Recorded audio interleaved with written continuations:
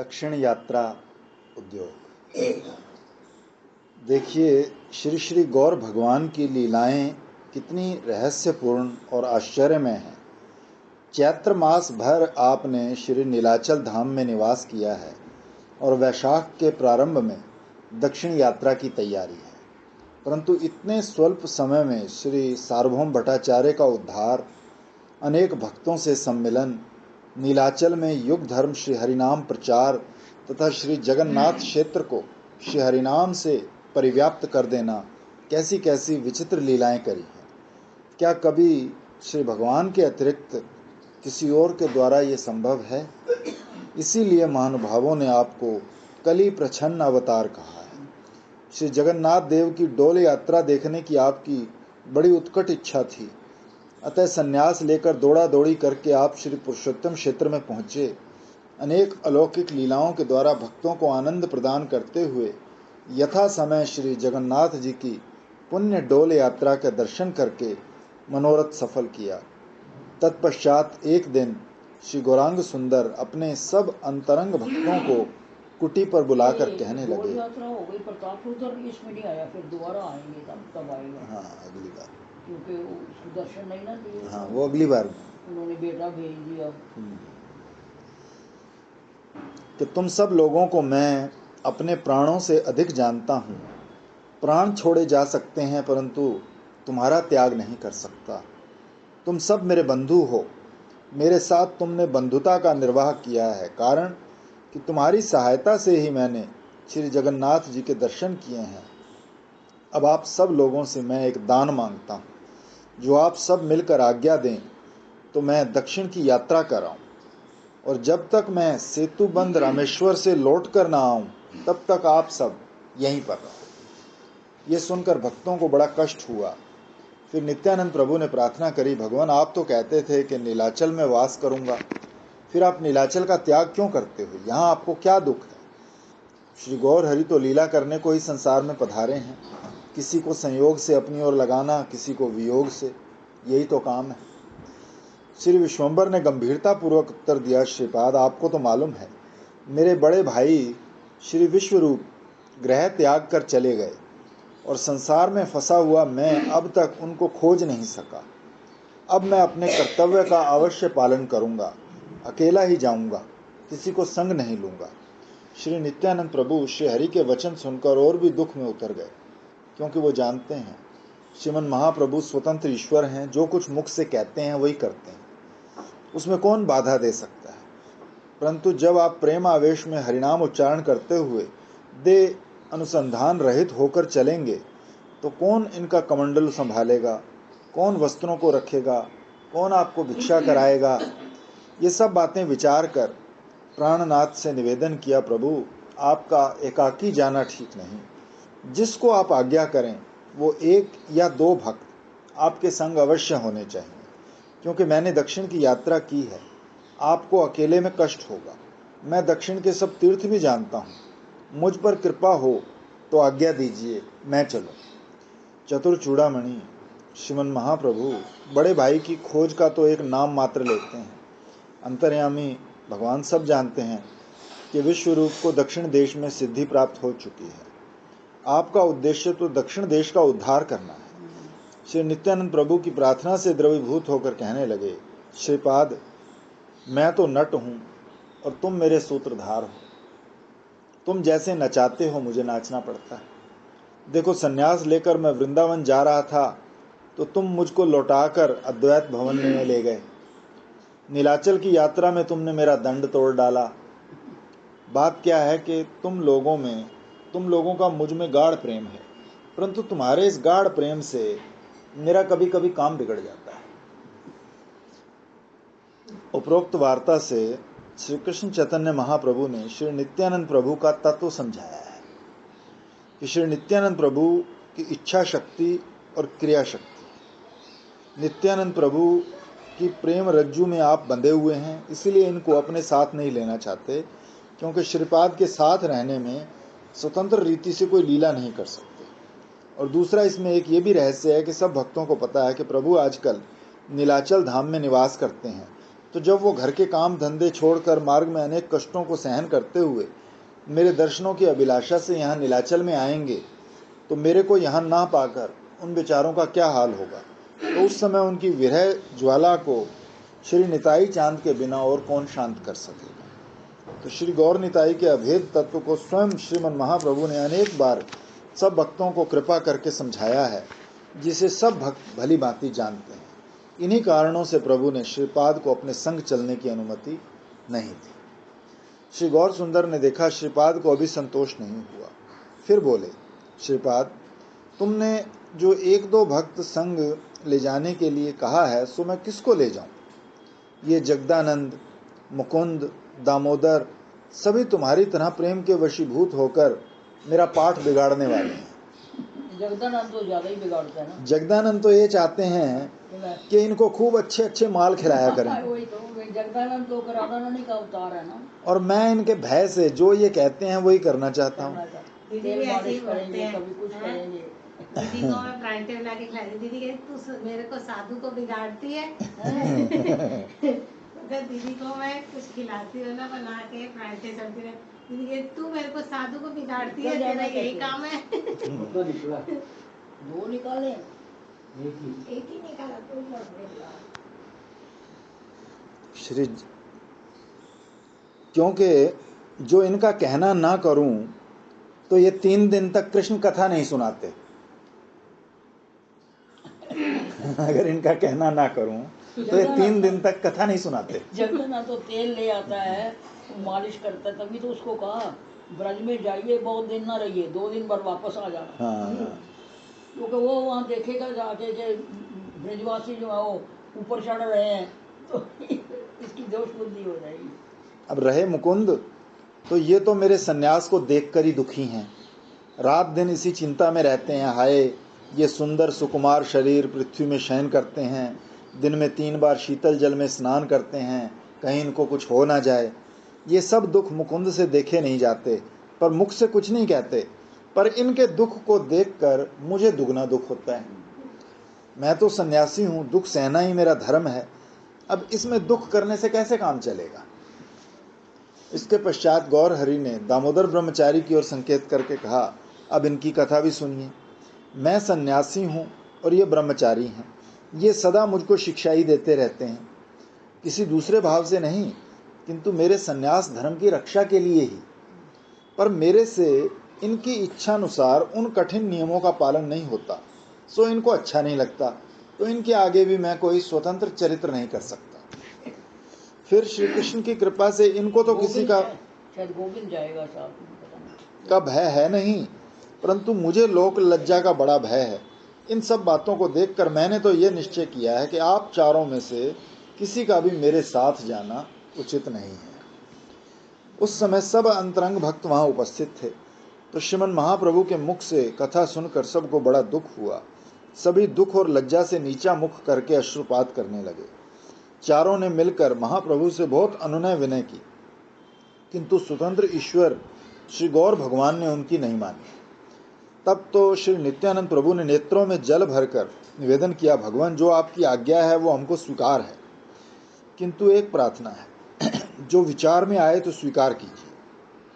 आपके दोनों कर कमल तो नाम जप में लगे होंगे, तो फिर आपका कमंडलू और कोपिन कौन संभालेगा। जब आप प्रेमावेश में मूर्छित हो जाओगे तब कौन रक्षा करेगा। दयाल देव, ये कृष्णदास नाम के ब्राह्मण बड़े सरल हैं, कृपया इनको ही आप संग ले लीजिए, और हम कुछ नहीं कहते। करुणा में श्री गौर भगवान ने अपने विरह संतप्त भक्तों के मन को संतोष देने के लिए इसे अंगीकार कर लिया। भक्तों को इससे कुछ सांत्वना मिली। अब कृष्णदास का कुछ परिचय यहाँ संक्षेप में दिया जाता है। इन कृष्णदास को लोग काला कृष्णदास भी कहते हैं। ये कानों से कम सुनते हैं। इनका जन्म शुद्ध ब्राह्मण कुल में हुआ है और जन्म स्थान कटोया नगर के पास अकाई हाट ग्राम में। दीदी को कम सुनाई देता है ना, दीदी कहती बहुत अच्छा है, और दीदी और सब कहते हैं हमारे को मशीन लगवा दो। बिल्कुल नहीं लगानी। नहीं, मैं कह रही और बूढ़े लोग जो होते हैं ना, वो कहेंगे हमारे को मशीन लगवा दो। गुजारा हो रहा है। सीधा तो कोई बोले तो मैं सुनती हूँ, मैं ये सब सुन ही रही हूँ। और आपस में कोई जो मर्जी कहता रहे, चाहे वो ना सुनने वाली, तो भाषा की बात सुनाती हूँ। मेरी एक चाची थी, तो उसका हस्बैंड तो बहुत बड़ा ऑफिसर था, लेकिन वो पार्टीशन में ख़त्म हो गया। अपने को अपनी डिमांडबंदी करे। ये कृष्णदास कहता था मुझे, जब उसको कम सुनना शुरू हुआ ना, 3-4 साल हुए आया था, कहता दीदी बड़ा सुख है। बोले जो चीज़ मेरे मतलब की है वो मेरे से सीधी कोई बात करे तो मैं सुन लेता हूँ, और जो आपस में जो मर्जी कोई करता रहे, ग्राम वार्ता ना कहिए ना सुनिए। मगर वो तो पहनते हैं खाने, वरदान ही वो है। तो पहनते हैं खाने, कभी हमेशा नहीं। यहाँ आए थे तो पहना हाँ, था। तो यहाँ तो फिर हमारी बात सुननी थी ना। कहीं को ज्यादा ऊंचाई हो जाए तो मुश्किल हो। चलो, ये महापुरुष श्री निताई इसके साथ चांद बहुत के कुछ ग्राम वार्ता सुन लिया, तो महाप्रभु का अनुसरण करें। श्री पद पंकज के भिन्न और किसी को नहीं जानते। आप श्री नित्यानंद प्रभु के मंत्र शिष्य और विशेष कृपा पात्र हैं, सेवा कार्य में दक्ष हैं। इसीलिए श्री निताई चांद ने इनको दक्षिण यात्रा में प्रभु का संगी निर्वाचित किया। काला कृष्ण दास सद्गुण संपन्न एक सुंदर पुरुष थे। इनकी बराबर सीधे स्वभाव का ब्राह्मण पूरे नीलाचल में उस समय कोई नहीं था। इनको जो कोई कुछ कह दे, अपने सरल स्वभाव से उसी बात में विश्वास कर लेते थे। इससे कभी कभी उनको विपत्ति का सामना भी करना पड़ता था। श्री गौरांग लीला में 12 गोपालों में एक काला कृष्णदास भी हैं। आप पूर्व ब्रज लीला में लवंग नामक प्रभु के सखा थे। इन महापुरुष के वंशज पावना जिले के सूनाताली ग्राम में अभी भी निवास करते हैं। श्री गौरांग देव कृष्णदास को संग ले जाना स्वीकार करके भक्त वृंदों सहित सार्वभौम भट्टाचार्य के घर पधारे।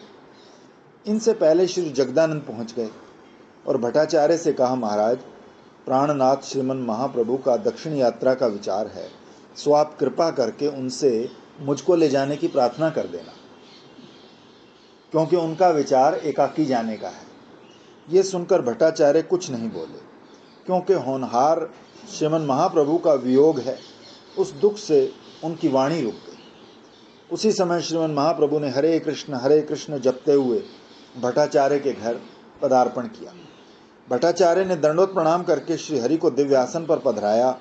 प्रथम तो भक्त और भगवान में श्री कृष्ण कथा होती रही। पश्चात श्री गौरांग देव ने आचार्य की आकृति से जान लिया कि इनको मेरे जाने की बात मालूम पड़ गई। अंतर्यामी श्री गौर भगवान ये भी जान गए कि ये काम जगदानंद का ही है। तो सार्वभौम भट्टाचार्य से बोले, आचार्य, मैं बड़े भ्राता की खोज में दक्षिण यात्रा करूंगा, आपकी अनुमति लेने आया। जो आप प्रसन्न होकर अनुमति देंगे तो मैं कुशल पूर्वक फिर नीलाचल आऊंगा।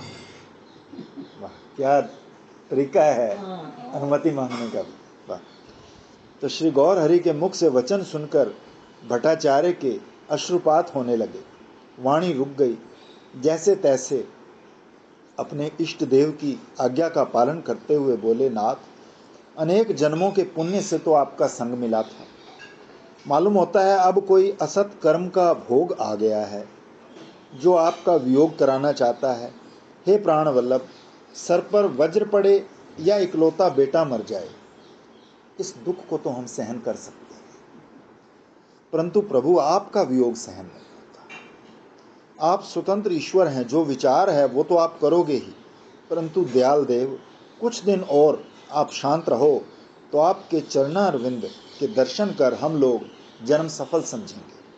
श्री भट्टाचार्य की प्रेम रज्जु ने करुणा में श्री गौरांग देव के चरणों को बांध लिया और आगे नहीं बढ़ सके, और भट्टाचार्य के प्रति करुणामयी दृष्टि से निहारते हुए बोले, भट्टाचार्य, आप तो सामान्य सी बात में बड़ा कष्ट मान रहे हो। हम तो रामेश्वर तक जाकर फिर तुम्हारे पास ही लौट आते, पर अब जैसी तुम्हारी सम्मति वैसा ही करेंगे, तुम चिंता ना करो। उसी समय श्री भट्टाचार्य महाप्रभु के चरणों में दंडोत प्रणाम करके नम्रतापूर्वक कहने लगे, भगवान, जितने दिन तक अब यहाँ ठहरें उतने दिन तक दास की कुटिया पर ही भोजन करने पधारे। श्री गौरांग देव तो इनके प्रेम पाश में बंधे हुए थे ही, तो जो कुछ भी भट्टाचार्य कहते हैं वो सब सेवा हरि को स्वीकार करनी पड़ती है। इनकी प्रार्थना सुनकर गौर हरि ने कहा, अच्छा ऐसा ही होगा। सार्वभौम भट्टाचार्य अपने मनोरथ को सफल हुआ देखकर आनंद में उछलने लगे और अंतःपुर में अपनी धर्मपत्नी को ले जाकर ये शुभ समाचार दिया। प्रभु श्री गौरचंद्र की ये अपार कृपा देखकर सती सुशीला ब्राह्मणी की आनंद की भी सीमा न रही। नित्य प्रति ब्राह्मणी बड़े प्रेम से पाक बनाती है और श्री भट्टाचार्य श्री गौर हरि को इच्छानुसार भिक्षा कराकर अपना जन्म सार्थक करते हैं। भट्टाचार्य, आप बड़े दयालु हैं। देखना, ये दीनहीन कुकर बहुत दिनों से आपके द्वारे पर बड़ी आशा से आता है। कृपया करके एक दिन श्रीमन महाप्रभु के उच्चिष्ट प्रसाद अमृत से इसका भी किनका देकर इसका भी कल्याण कीजिए। ये जो लिख रहे हैं वो अपनी तरफ से प्रार्थना कर रहे हैं उनको, भट्टाचार्य जी, तो कुछ हमें भी उच्चिष्ट दीजिए। श्री नरपति गजपति प्रताप रुद्र महाराज उस समय श्री नीलाचल नाथ की कृपा से स्वाधीन राज्य करते थे। आपकी श्री सार्वभौम भट्टाचार्य में बड़ी श्रद्धा थी और उनको गुरु तुल्य मानते थे। स्वतंत्र ईश्वर श्रीमन महाप्रभु जब नीलाचल पधारे तो प्रताप रुद्र महाराज वहां नहीं थे। उस समय दक्षिण देश में युद्ध के लिए विजयनगर गए हुए थे। वहीं आपको राजमंत्री का एक पत्र मिला जिसमें श्री कृष्ण चैतन्य महाप्रभु का भी चरित्र था। महाराज ने तब तक श्री गौर हरि का नाम भी नहीं सुना था, परंतु श्री कृष्ण चैतन्य नामधारी अपूर्व नवीन सन्यासी का नाम मात्र सुनते ही उनमें प्रेम का संचार हो गया। बुद्धिमान महाराज ने नाम की प्रबल शक्ति को विचार कर शीघ्र युद्ध कार्य से अवसर पाकर अपनी राजधानी की ओर प्रस्थान किया। मार्ग में आपने सार्वभौम भट्टाचार्य को पत्र लिखा कि हम नवीन सन्यासी के प्रेम सूत्र में बंधकर नीलाचल आ रहे हैं। आते ही आपने राजसभा में भट्टाचार्य महाराज का आह्वान किया। सार्वभौम भट्टाचार्य राजा वगैरह दर्शन नहीं करते के राजसभा में उपस्थित होने पर भक्तिमान राजा प्रताप रुद्र ने सिंहासन से उठकर प्रणाम किया, दिव्य आसन बैठने को दिया। भट्टाचार्य राजा को यथोचित आशीर्वाद देकर आसन पर विराज गए। तत्पश्चात वार्तालाप होने लगा। राजा, भट्टाचार्य जी, मैंने सुना है कि एक महाप्रतापशाली परम दयालु नवीन सन्यासी गौड़ देश से यहाँ पधारे हैं। उनके चरण दर्शन की मेरी बड़ी प्रबल इच्छा है। ये मेरी इच्छा किस प्रकार से सिद्ध हो, ऐसा उपाय बताइए। बेटा भेज देंगे। सार्वभौम महाराज, ये काम बड़ा कठिन है, कारण कि ये अपूर्व नवीन सन्यासी छुपे हुए हैं। इनके दर्शन तो निष्किंचन लोग ही कर सकते हैं, राजा नहीं कर सकते। अब वो शीघ्र ही दक्षिण यात्रा करने वाले हैं। राजा, पुण्य धाम पुरुषोत्तम श्री क्षेत्र को त्याग कर श्री जगन्नाथ देव के श्री चरण छोड़कर ये यतेंद्र दक्षिण देश को क्यों जा रहे हैं? महाराज, संतों का स्वभाव है कि वो अपने हृदय में श्री गदाधर भगवान को धारण करके तीर्थ यात्रा के छल से सब तीर्थों को पवित्र करते हैं, किंतु ये तो स्वयं भगवान ही हैं। राजा, भट्टाचार्य जी, आपका जो ये विश्वास है कि ये स्वयं भगवान हैं, तो इनको यत्न पूर्वक यहाँ क्यों नहीं रख लेते? सार्वभौम, राजन, ब्रह्मा आदि लोकपाल गण जिनकी भ्रूभंगी मात्र से कांपते हैं, वो सर्वभूत पालक श्री भगवान निज करुणा भिन्न किसी के वशीभूत नहीं होते। फिर भी मैंने उनके श्री चरणों में लौटकर बहुत स्तुति करी, उनके वियोग में प्राण त्याग करने तक का विचार प्रकट किया, परंतु वो अपने संकल्प में दृढ़ ही रहे। राजा, भट्टाचार्य जी, वो लौटकर यहाँ आएंगे ना? हाँ महाराज, अवश्य आएंगे, क्योंकि उनके सब भक्त यहीं रहेंगे। वो किसी को संग नहीं ले जाएंगे। वो एकाकी क्यों जाते हैं? उनके संग कुछ योग्य पुरुषों को भेजना चाहिए। उनके संग तो एक ब्राह्मण ही जाएगा, पर मैं गुप्त भाव से अपने कुछ शिष्यों को पीछे भेज दूंगा। वो गोदावरी तक गुप्त रूप में उनके संग रहेंगे, क्योंकि श्री कृष्ण चैतन्य महाप्रभु का विचार सेतुबंध रामेश्वर तक का है। महाराज, गोदावरी तक क्यों भेजते हो? रामेश्वर तक ही भेज दीजिए। कि उनकी आज्ञा बिना मैं ऐसा नहीं कर सकता। हाँ, गोदावरी के तट पर राय रामानंद से मिलने की मैंने प्रार्थना की थी, तो वो उन्होंने स्वीकार कर ली है। मिलेंगे ना, वहीं पर राय रामानंद संवाद हुआ है। अच्छा, तो राय रामानंद का ये सौभाग्य कैसे हुआ? महाराज, वो परम वैष्णव हैं और बड़े भगवत भक्त हैं। प्रथम अपने पढ़ा होगा रामायण संवाद, बहुत सुंदर। बहुत बढ़िया है। प्रथम हम लोग इनका तो है ना। आगे बोलो आगे बोलो आगे बोलो। हाँ, फिर लास्ट मिनट में भी गया था तो कहते बंद हो बंद गया, हो जाए। आगे नहीं। प्रथम तो हम लोग उनका बड़ा हास्य करते थे, किंतु अब श्रीहरि की कृपा से उनकी महिमा को जाना।